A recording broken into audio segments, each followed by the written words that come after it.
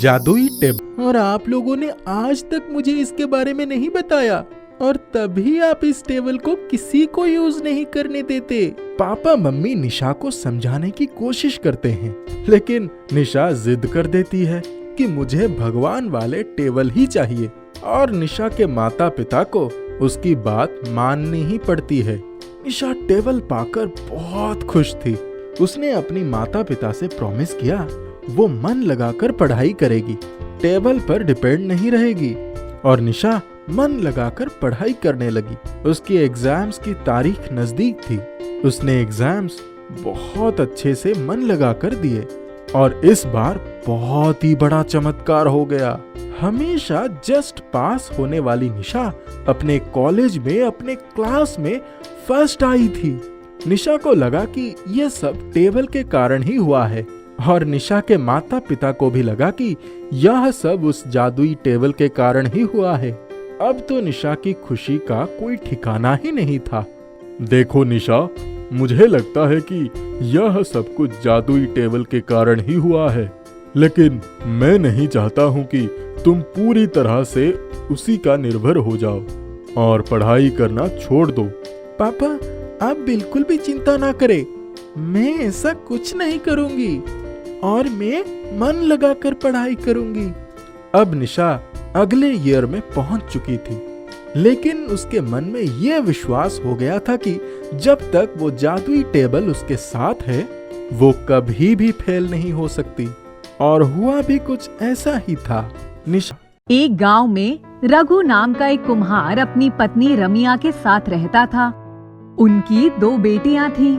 सुनहरी रघु की पहली पत्नी की बेटी थी और माया रमिया की बेटी थी। वे दोनों पति पत्नी दिन रात मेहनत करते, तब जाकर बड़ी मुश्किल से उनका खर्च चलता। रमिया बहुत मक्कार औरत थी। रमिया ने पहले तो सुनहरी और रघु का बहुत ध्यान रखा, परंतु माया के पैदा होने के बाद उसने सुनहरी पर ध्यान ना देकर सिर्फ अपनी बच्ची माया की ही देखभाल करनी शुरू कर दी।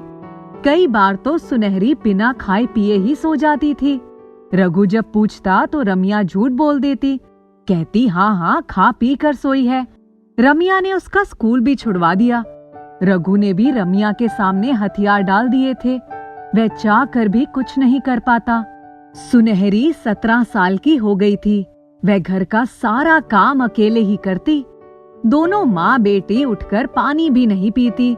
रघु जब घर में आता तो दिखाने के लिए झटपट काम करने लगती थी। एक दिन रघु अपने मिट्टी के बर्तन बाजार में बेचने गया। वहां से कुछ आम, अनार और केले ले आया। रमिया ने आम और केले तो माया को खिला दिए और अनार सुनहरी को दे दिया। उसको पता था कि वे अनार छील नहीं पाएगी, उसको काम से ही फुर्सत नहीं मिलेगी, वह भी माया को ही दे देगी। उस दिन सुनहरी बहुत दुखी थी। वह पीछे बने बगीचे में चली गई। वह अनार के दाने छीलती जा रही थी और रोती जा रही थी। कुछ खाती कुछ गिराती जा रही थी। तभी एक पेड़ से आवाज आई, तुम रो क्यों रही हो? वह बोली, रोने के अलावा मैं कर ही क्या सकती हूँ। तब उस पेड़ ने कहा, रोना किसी समस्या का हल नहीं है। अनार के दाने मिट्टी के नीचे दबा दो, यही अनार का पेड़ तुम्हारी सहायता करेगा। सुनहरी ने फटाफट अनार के बीज मिट्टी में बो दिए। वह जल्दी से घर में आकर काम करने लगी। कुछ दिनों के बाद जब वह बगीचे में गई तो उसने देखा कि उस जगह पर एक नन्हा सा पौधा उगाया है। उसने खुशी खुशी पौधे को पानी दिया। अब वह रोज थोड़ी देर के लिए बगीचे में जरूर जाती। कुछ दिनों के बाद वह अनार का पेड़ बड़ा हो गया। एक दिन उनके गांव में जमींदार के घर पूरे गांव का न्योता था। रमिया ने जैसे ही यह सुना कि वहां बहुत रईस और अमीरों का भी न्योता है, उसने मन ही मन सोचा, माया के लिए कोई अच्छा युवक मिल जाता तो इसका विवाह अच्छे घर में कर देती। झट से माया के साथ अपने और माया के लिए सुंदर सुंदर कपड़े खरीदने चली गई।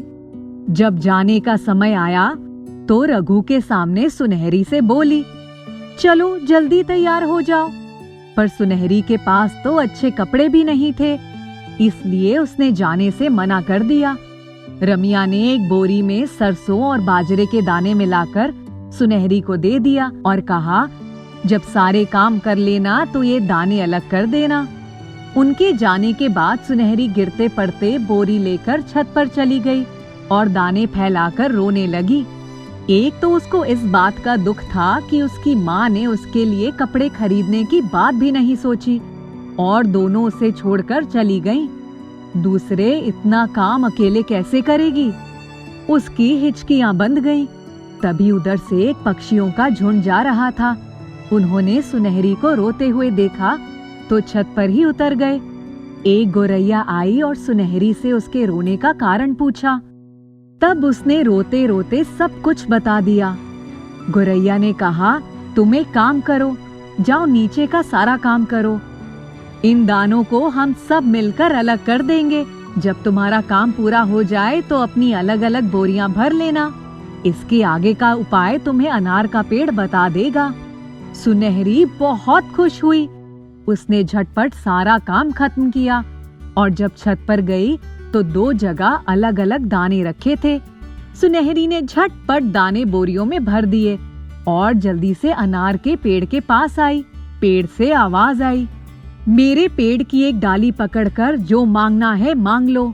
सुनहरी ने अनार की डाली पकड़ी और बोली, मुझे भी अच्छे कपड़े चाहिए, चप्पल चाहिए और उस दावत में भी जाना है। पेड़ ने कहा, तुम्हारे लिए सब कुछ हो जाएगा। जो चाहिए आंखें बंद करो और मन ही मन मांग लो। जब वापस आना होगा तब भी यही करना होगा। आज के बाद कभी रोना नहीं। देखते ही देखते वह खूबसूरत कपड़ों और गहनों में सज गई। तभी वहां एक आलीशान बग्घी आई और वह उसमें जाकर बैठ गई। बग्घी फटाफट जमींदार की हवेली के सामने पहुंच गई। वहां जोरों से नाच गाने का कार्यक्रम चल रहा था। सुनहरी जैसे ही बग्घी से उतरी, सभी लोग उसकी तरफ देखने लगे। आपस में कानाफूसी होने लगी। कोई कह रहा, इतनी खूबसूरत लड़की कहाँ से आई है और कौन है? वह जब हवेली में गई तब भी सभी उसके कपड़ों एवं आभूषणों को प्रशंसा भरी नजरों से देख रहे थे। उस दावत में आने वाला हर युवक उसके साथ नृत्य करना चाहता था, उससे 2 बातें करना चाहता था। रमिया और माया भी उस अद्भुत सुंदरी को निहार रही थी, पर वो नहीं जानती थी कि दरअसल ये सुनहरी ही थी। थोड़ी देर बाद ही सुनहरी वहां सबसे विदा लेकर जाने लगी। तभी एक खूबसूरत युवक उसके पास आया और उसका हाथ पकड़कर बोला, मैं राजगढ़ के जागीरदार का बेटा विक्रम सिंह हूँ। आप मुझसे शादी करेंगी? सुनहरी ने शर्माकर अपना हाथ छुड़ाने की कोशिश की। इसी सब के बीच उसका कंगन विक्रम के हाथ में आ गया। सुनहरी जल्दी से बाहर आई। उसने झट आंखें बंद की और घर जाने की सोचने लगी। तुरंत बग्घी हाजिर हो गई। वह उसमें बैठ गई। देखते ही देखते आंखों से ओझल हो गई। विक्रम हाथ में उसका कंगन लिए ठगा सा देखता रह गया। सुनहरी सीधी बगीचे में पहुंची। उसने अनार के पेड़ की डाली पकड़कर कहा, मुझे जल्दी से पहले जैसी बना दो। वह तुरंत पहले जैसी बन गई और अपने घर के अंदर चली गई। जब वह घर के अंदर आई तभी उसकी माँ रमिया और माया दोनों अंदर आईं। उन्होंने आते ही उस लड़की के बारे में बातें करना शुरू कर दिया। जो लड़की दावत में आई थी वह सबके आकर्षण का केंद्र थी। माया बोली, माँ, उसके कपड़े कितने सुंदर थे, उसके आभूषण कितने सुंदर थे। वह कहाँ से आई थी ये भी नहीं पता लग रहा था। कोई अप्सरा लग रही थी ना। सुनहरी चुपचाप उनकी बातें सुन रही थी और अपना काम कर रही थी। उसकी माँ ने सुनहरी की तरफ तिरस्कृत नजरों से देखते हुए कहा, मैंने तुझे कहा था ना, तूने सरसों और बाजरे के दाने अलग कर दिए। सुनहरी ने कहा, हाँ, मैंने सब काम कर दिया है। सुबह होते ही जब रमिया पड़ोस में गई तब उसको पता चला कि राजगढ़ के जागीरदार का बेटा एक कंगन लेकर पूरे गांव की लड़कियों के हाथ में पहना कर देख रहा है। जिसके हाथ में वह कंगन आ जाएगा वह उसी से विवाह करेगा। थोड़ी देर में ही उनके दरवाजे पर भी एक घोड़ा आकर रुका और उस पर से एक आदमी उतरा। उसने दरवाजा खटखटाया और बोला, आपके घर में जितनी भी लड़कियां हैं सबको बाहर निकालो। रमिया बहुत चालाक थी और सुनहरी को अंदर के कमरे में बंद कर दिया था, क्योंकि उसको पहले से ही अंदाज था कि कहीं ये कुछ गड़बड़ ना कर दे। माया और रमिया दोनों बाहर निकली। उन्होंने देखा कि जागीरदार का बेटा विक्रम सिंह खड़ा था। उसके हाथ में एक कंगन था। उसने कहा, अपना हाथ बढ़ाओ। रमिया ने माया का हाथ बढ़ा दिया। कंगन माया के हाथों में नहीं आया। उसने पूछा, आपके घर में और कोई लड़की है? रमिया ने ना में सिर हिला दिया। तभी एक गोरैया रोशनदान में से चींची करती आई और बोली, तुम जिसको ढूंढ रहे हो वह तो अंदर के कमरे में बंद है। विक्रम सिंह ने आओ देखा ना ताओ। वह सीधे अंदर के कमरे में गया और उसने रमिया से कहा, दरवाजा खोलो। रमिया दरवाजे पर ही अड़ी रही। वह दरवाजा खोलना नहीं चाहती थी। तभी सुनहरी के पिता आ गए। उन्होंने विक्रम सिंह से पूछा, क्या हुआ? जब विक्रम सिंह ने बताया कि इस औरत ने एक लड़की को अंदर कमरे में बंद करके रखा है, तब सुनहरी के पिता ने रमिया को ढकेलते हुए दरवाजा खोल दिया। जब वहां से सुनहरी बाहर निकली, तब उसने अपनी आंखें बंद कर ली और उसने यह कामना की, ए जादुई अनार का पेड़, मेरी जिंदगी में भी खुशियां भर दो। विक्रम सिंह ने जब उसके हाथ में कंगन पहनाया, तब वह कंगन उसके हाथों में चला गया। जैसे ही उसके हाथों में कंगन आए, आनन फानन में उसके शरीर पर वैसे ही वस्त्र गई थी।